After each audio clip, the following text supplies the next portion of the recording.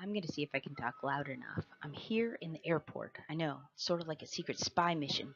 I'm in Dallas, Fort Worth, and I'm getting ready to get on a plane back to Orlando. Here's our list of 5 things, 5 steps that responsible voters can go through to make sure they're ready to vote. Make sure that your voice is heard on election day. So, the first thing we're going to look at is taking a position. What do I think about the issues, and what do I care about? Well, in order to figure that out, you got to sit and pause and think a moment. So I just listened back to my recording, and it turns out that I'm pronouncing my P's very harshly. So I'm going to try and not do that. All right, so step one, this is going to be individual. What do I think? It's hard to think where a candidate stands on an issue or topic if, hello, you don't even know where you stand. Comparing your opinions with opinions of candidates is a great way to get started.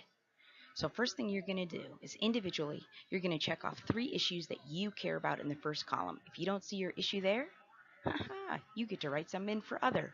And then look at the right hand column. What are 3 qualities that you look for in a candidate in the second column?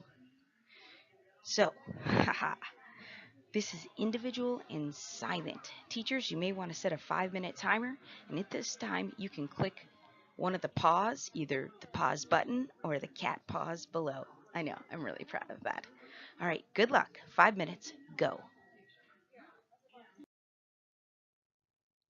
Hi guys, this is my cat Olive, and she is really, aren't you excited?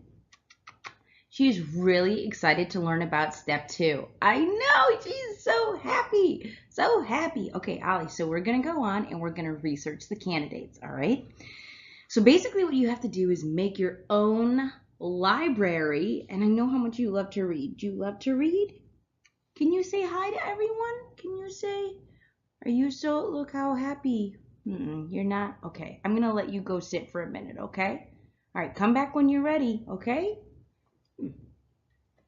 She'll be fine, I promise. No animals were hurt in the making of this video that badly. So you're going to make kind of a library of information, and you have to actually go and search tons of different places. Like, it's not just as easy as it seems. This is why voting's hard. So if you look at the examples below, what you can do is go ahead and you're going to choose 3 examples that you would be most likely to use. These are all things that you could use, all right? So first of all, we have 3 main categories: the candidate, the media, and public record. So if you think about going to a website or listening to an advertisement from the candidate, know that's a fine way to get information on them, right? You can get information directly from them. But the negative is they're only going to focus on what's good about themselves and what's bad about someone else. So yeah, go on campaign websites. Yes, we're going to look and analyze campaign mailers to see how hilarious they are, and town hall meetings and ads on TV and radio, right? And then there's the media, and this has been a major controversy as of late. So media, so that's like the newspaper, that's the major cable news networks, that's NBC, ABC, CBS. So most of the information that you're going to get from the election is actually coming from some type of media. So TV, internet, radio, newspaper, magazines. Even if you look through social media, a lot of this stuff is now coming out through social media. So great thing is you have a whole bunch of sources to choose from. The bad thing is it's really difficult to figure out what is bias and how somebody reports something, and the difference between facts and opinions. And I promise you, they're not so easy to find out. So you can look at news reports, recorded candidate interviews, speeches, debates. These are all great ways. Okay, now this is kind of my favorite one, but it's also the most difficult to use, but it makes me feel like a spy. So like you can go down to the county courthouse or to the House of Records, wherever that is, and you can actually find out like specific public record information. A lot of this stuff is also available online. So if they've been in public office before, especially, it means that there are records of how they voted. Like if you send someone to go vote in Congress, then that is a matter of public record what they vote for if they voted yes or no on a bill. This information is usually gathered on nonpartisan, meaning they don't take sides. They're not for or against. They're just really mostly interested in let me tell you the facts. So good thing is they're not biased. They're not that biased. Most of them are very not that biased, okay? And it's useful for making comparisons. The thing is, a lot of candidates don't even have a voting record, and comparison websites may not cover every election. So you have the League of Women Voters is a nonpartisan website. I Side With is a nonpartisan website. Candidates' voting records and different civic organizations. All right, that's step 2. Olive, you got... Okay, guys, I don't think she's coming back, and my video keeps cutting out. So I guess it's, time to move on to the next one.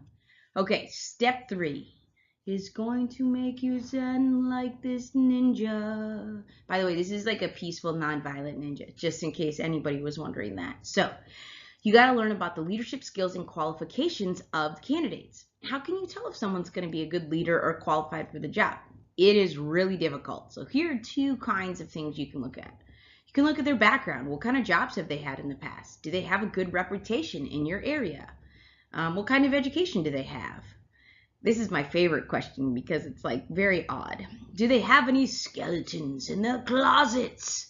That is like a metaphor for like secrets. But I really would want to know if somebody had literal skeletons in their closet that they're hiding. I would, that's very disturbing. Anyway, so you want to know their background. And then the other thing is for the campaign. So in their campaign, do they speak to a lot of different types of groups, a wide variety?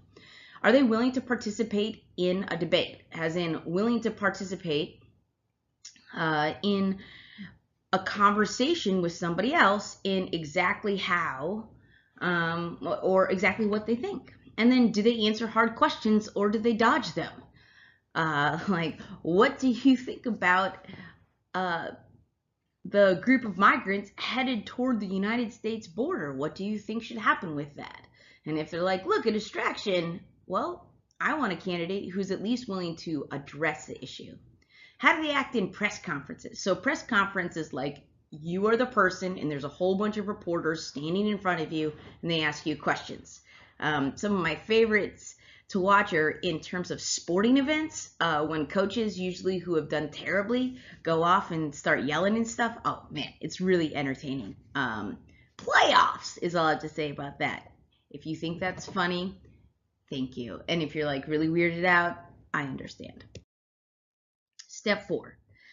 Let's find out what other people think. So hearing the opinions of others can help you clarify your views on the candidates. Asking people you know what they think and why they think it's helpful. But there are actually other ways to learn about other people's opinions that you might not have thought of. Okay, opinion polls. Now, again, please understand, these are not like, this is just simple ways that you can find out information. It doesn't necessarily mean that it's accurate. So opinion polls, they show who can be leading a race, anyone at any one time, and can influence voters. In the 2016 election, let's just say all of the opinion polls were like very, very, very wrong. So wrong. So where did these numbers come from? We have to look how the polls, how and where the polls were taken. Good polls cover a large number of people and are done by neutral organizations, meaning they're not trying to get a specific outcome. Endorsements are a good way for interest groups and organizations to give an official thumbs up to a candidate. So like you're going to see the National Rifle Association. For some people, the NRA, if you get endorsed by them, that's a really good thing. And for other candidates, we're going to look at their mailers that they actually use that against some people that they have been endorsed by the NRA or not being endorsed by the NRA. So it's interesting. So these really can show you the issues and groups that the candidate supports, and then you can look at those candidates, look at the groups themselves and see, oh, what do they stand for? Follow the money. How do the candidates pay for all those advertisements, mailings, travel? Most of the time, contributors donate money through fundraisers.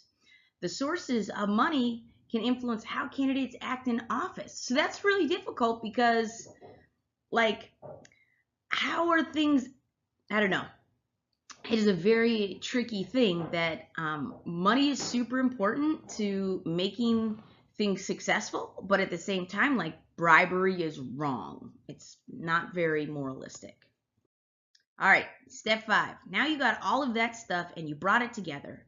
You've done the research, and it's time to ask yourself some big questions so you can make sense of it all, because tomorrow is voting day, or maybe you didn't have time to finish the video yesterday, so today is voting day. I don't know. Today is the day before the day when I'm okay. Anyway, here are the questions that you have to decide.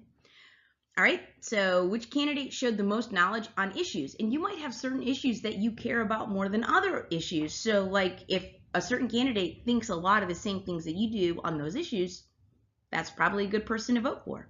Which candidate's views on the issues do you agree with most? Who ran the fairest campaign? Now, I will tell you, that's a very challenging question. Who will represent me and serve my community? Who will do that the best out of either one? And that, again, is really difficult.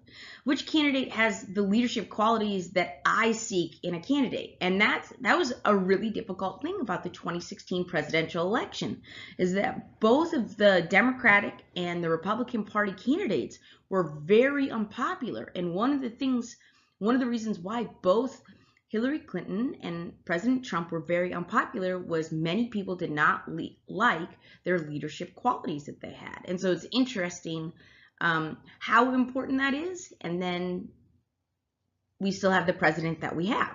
And many people are dissatisfied with that, which is okay. That's what happens in elections.